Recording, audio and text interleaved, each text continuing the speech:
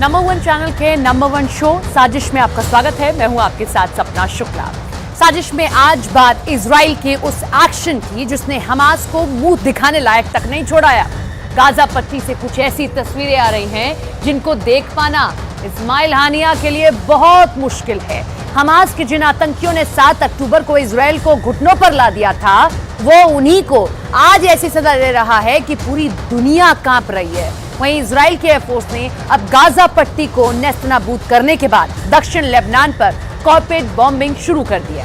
अब हिजबुल्लाह की अगर बात करें तो अगर हिजबुल्लाह इस युद्ध में पूरी तरह नहीं कूदा तो इजराइल लेबनान को भी घुटनों पर लाने में देर नहीं करेगा।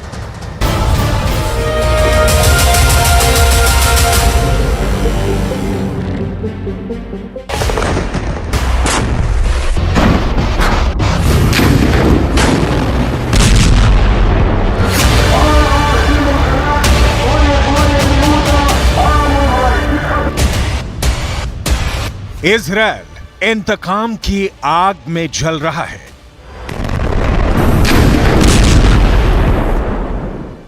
जो दर्द हमास ने 7 अक्टूबर को इजराइल को दिया, अब वही दर्द कई 100 गुना करके इजराइल हमास को दे रहा है।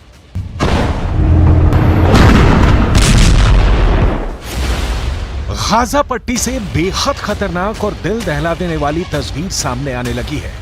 अब तक तो आपने सिर्फ यही देखा होगा कि गाजा पट्टी के अंदर इमारतें टूट रही हैं, लोग अपनी जान बचाने के लिए भाग रहे हैं, लेकिन पहली बार गाजा पट्टी से आत्मसमर्पण की तस्वीरें सामने आ रही हैं।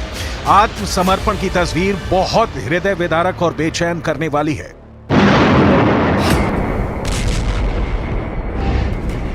रूस और यूक्रेन में युद्ध इस वक्त भी चल रहा है और पूरी दुनिया ने रूस और यूक्रेन के बीच चल रहे युद्ध में भी आत्मसमर्पण की तस्वीर देखी है।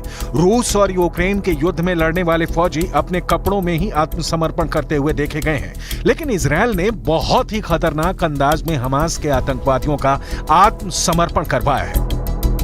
दरअसल फिलिस्तीन के तमाम न्यूज वेबसाइट और अखबार इस तरह की खबरें छाप रहे हैं कि हमास के आतंकवादियों को निर्वस्त्र करके यानी बिना कपड़ों के आत्मसमर्पण करवाया जा रहा है। एक वीडियो भी पूरी दुनिया में वायरल हो रहा है। वीडियो में दिख रहा है कि हमास के आतंकवादी सैकड़ों की संख्या में बिना कपड़ों के खड़े हैं और एक शख्स जिसके शरीर पर कपड़े नहीं हैं, वो अपने हथियारों को हथियारों के ढेर पर फेंक रहा है, यानी आत्मसमर्पण कर रहा है। गाजा पट्टी से आ रही इन तस्वीरों ने पूरी दुनिया को चौंका दिया है। गाजा पट्टी की हालत लगातार बिगड़ती जा रही है। उसकी वजह बिल्कुल साफ है। दरअसल अब गाजा पट्टी के लोगों को मदद नहीं मिल पा रही है। युद्ध की वजह से किसी और भी व्यवस्था को कायम करना एक चुनौती बन गया है। फिलिस्तीन के कई अखबारों का दावा है कि गाजा पट्टी के 97% घरों में राशन नहीं है। 90% लोग अब खाने के लिए दुनिया पर निर्भर हो चुके हैं। हालात बहुत ज्यादा खराब हो चुके हैं और अब तक जानकारी के मुताबिक करीब 18,000 लोग इस जंग में मारे जा चुके हैं। लेकिन अब इजराइल की आर्मी ने एक और नया आंकड़ा पेश किया है। इजराइल की आर्मी ने दावा किया है कि इजराइल की सेना ने अब तक 7,000 आतंकवादियों को मार गिराया है।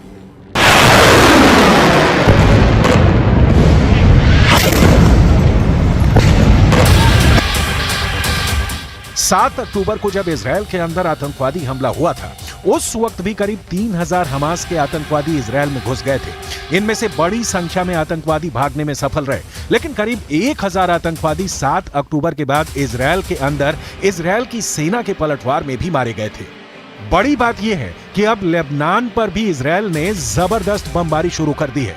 फिलिस्तीन के समाचार पत्रों में और न्यूज वेबसाइट में ऐसे कई वीडियो दिखाए जा रहे हैं जिसमें कि लेबनान पर बमबारी की तस्वीरें शेयर की जा रही हैं। तस्वीर देखकर साफ लग रहा है कि दक्षिण लेबनान में इजराइल के द्वारा कारपेट बॉम्बिंग की जा रही है। दरअसल पिछले हफ्ते हिजबुल्लाह की गोलीबारी में इजराइल का एक नागरिक मारा गया था। उस एक मौत पर भी इजराइल के प्रधानमंत्री बेंजामिन नेतन्याहू ने बेहद सख्त रुख अपनाते हुए एक बयान जारी किया था। प्रधानमंत्री बेंजामिन नेतन्याहू ने चेतावनी देते हुए कहा था कि अगर हिजबुल्लाह इजराइल पर हमला करने से बाज नहीं आया तो इजराइल की सेना और इजराइल की एयरफोर्स लेबनान की राजधानी बेरूत को गाजा पट्टी और दक्षिणी लेबनान को खान यूनुस में बदल देंगे।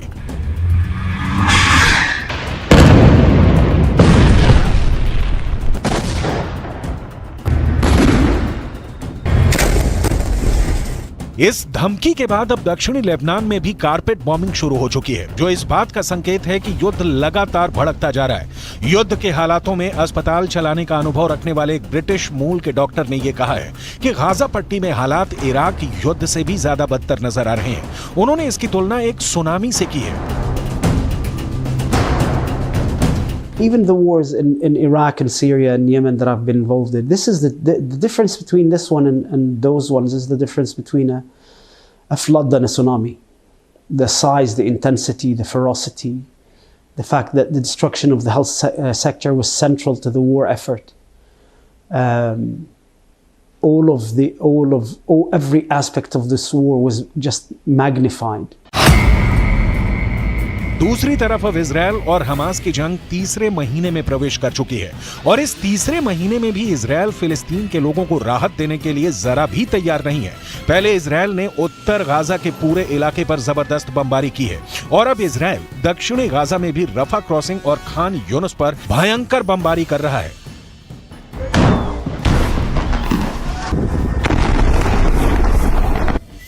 हालात ऐसे बन गए हैं कि गाजा पट्टी के बहुत सारे नागरिक एक ही महीने में दूसरी बार विस्थापन का शिकार हो रहे हैं।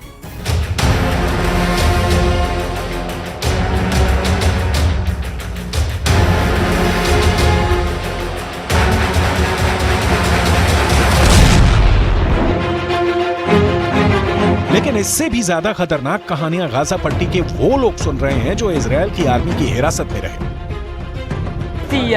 5 أيام الله وكيلكم فيش غير نشرب غير هذا نص كاس ميه. اول يوم ترجيناهم بدنا نشرب لا فيش ميه فيش غير ثاني يوم عشان انا صغير وقعدت ازن عليه وقعدت اعيط بدي اروح حكى لي لا بدي اعطيك نص كاس ميه.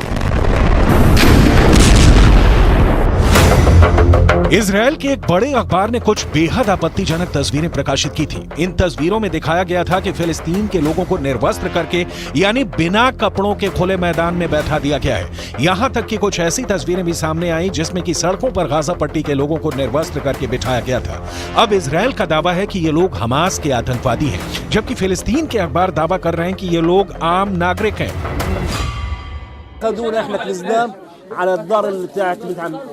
ايش احلى وعيك طبعا ها كيف شلوت وواحد يمسكك العزة كانه حيوان مسحف فيك كانه خلص باللي بتفهمه وبمشي معك في ارض مجرف في رمل في حصن في حجار ملوش علاقة بده يوصلك لوين للمكان وما فيه. بعد هيك بحطك في رمل وبعد هيك انا اقول لك كممونا انا حسيت انه حنقتلونا لو سامع في هذا. بعد هيك اخذونا على مكان انا سامع في تحقيق بعدك في ناس اخذوهم وين ودوهم الله اعلم. انا اخذوني في منطقه كنت انا 10 تنفار فيها نفس الشغله طبعا هذا هي مرابط بلاستيك 4-5 كل يوم صباح علقه لاي واحد خبط في البطن في الصفحه وين مكان دق اصراف. تحقيقهم افظع تحقيق في حياتي قبل افظع تحقيق اليهود للامانه مجرمين.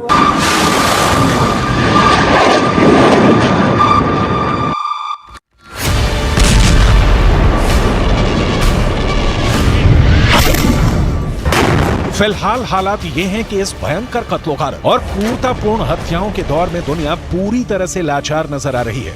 संयुक्त राष्ट्र सुरक्षा परिषद में एक प्रस्ताव लाया गया और उस प्रस्ताव में किसी भी तरह गाजा के युद्ध को रोकने की मांग की गई, लेकिन अमेरिका ने अपने वीटो के माध्यम से युद्ध रोकने के प्रस्ताव को खारिज कर दिया। इस पर इजरायल के प्रधानमंत्री बेंजामिन नेतन्याहू ने एक बयान दिया। उन्होंने कहा कि अमेरिका ने युद्ध खत्म करने के प्रस्ताव को खारिज करने के लिए वीटो का इस्तेमाल कर सही फैसला किया है। दूसरे देशों को भी इस बात पर विचार करना चाहिए कि अगर युद्ध रुक जाएगा तो हमास को पूरी तरह से खत्म करना मुश्किल होगा। दूसरी तरफ दुनिया एक और संकट में घिरती भी नजर आ रही है। यमन का चरमपंथी संगठन हूथी, जिसका कि यमन के एक बड़े इलाके पर कब्जा भी है, अब लगातार उग्र होता जा रहा है। हूथी अब लाल सागर को जाम करने की योजना बना रहा है। दुनिया के इस नक्शे को देखिए, इसमें लाल सागर की लोकेशन बेहद अहम है। दरअसल लाल सागर से यूरोप के देश के लोग पानी के जहाज से व्यापार के लिए निकलते हैं। अगर लाल सागर का रास्ता बंद कर दिया गया तो ये युद्ध और तनाव भड़काने वाली एक और बड़ी वजह बन सकती है। इससे पहले भी हूती संगठन ने अपनी ताकत को समंदर में उस वक्त दिखाया था जब उसने पानी के एक जहाज पर बहुत आसानी से अपने लड़ाकों के माध्यम से कब्जा कर लिया था। लेकिन अब हूती की यह धमकी है कि इजरायल ही नहीं, अगर दूसरे भी किसी देश का पानी का जहाज लाल सागर से होकर गुजरेगा तो वो उस पर कब्जा कर सकते हैं और लाल सागर का रास्ता रोक सकते हैं। धमकियों ने ब्रिटेन, फ्रांस और अमेरिका जैसे देशों की चिंता को बढ़ा दिया।